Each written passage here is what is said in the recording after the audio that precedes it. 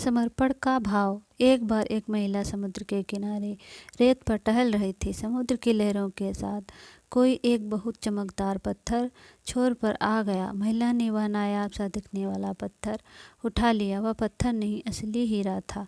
महिला ने चुपचाप उसे अपने पर्स में रख लिया, लेकिन उसके हाव भाव पर बहुत फर्क नहीं पड़ा। पास में खड़ा एक बूढ़ा व्यक्ति बड़े ही कौतूहल से यह सब देख रहा था। अचानक वह अपनी जगह से उठा और उस महिला की ओर बढ़ने लगा। महिला के पास जाकर उस बूढ़े व्यक्ति ने उसके सामने हाथ फैलाए और बोला, मैंने पिछले 4 दिनों से कुछ भी नहीं खाया है, क्या तुम मेरी मदद कर सकती हो? उस महिला ने तुरंत अपना पर्स खोला और कुछ खाने की चीज़ ढूंढने लगी।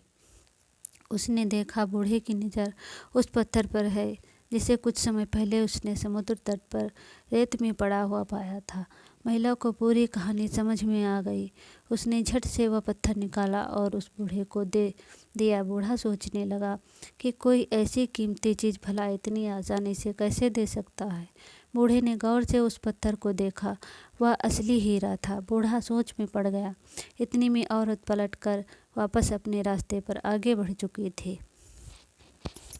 बूढ़े ने उस औरत से पूछा, क्या तुम जानती हो कि यह एक बेशकीमती हीरा है? महिला ने जवाब देते हुए कहा, जी हाँ, मुझे यकीन है कि यह हीरा ही है, लेकिन मेरी खुशी इस हीरे में नहीं है, बल्कि मेरे भीतर है।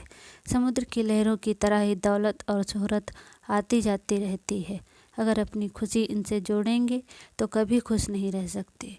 बूढ़े व्यक्ति ने हीरा उस महिला को वापस कर दिया और कहा कि यह हीरा तुम रखो और मुझे इससे कई गुना ज़्यादा कीमती व समर्पण का भाव दे दो, जिसकी वजह से तुमने इतनी आसानी से हीरा मुझे दे दिया। सारी उम्र हम अपने अहंकार को नहीं छोड़ पाते।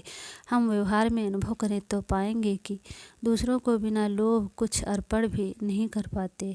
भगवान को भी कुछ पाने की लालसा से ही प्रसाद चढ़ाते हैं। लालसा पूर्ण नहीं होती तो भगवान को भी बदल लेते हैं, जबकि भगवान तो एक ही है। समर्पण के बगैर परमात्मा की प्राप्ति असंभव है और समर्पण ही है जो भक्ति को अपने गंतव्य तक ले जाती है। समर्पण से ही आत्मा परमात्मा में लीन होती है। जय श्री राधे कृष्ण। वीडियो अच्छा लगा हो तो लाइक करें, शेयर करें और चैनल को सब्सक्राइब करें। धन्यवाद।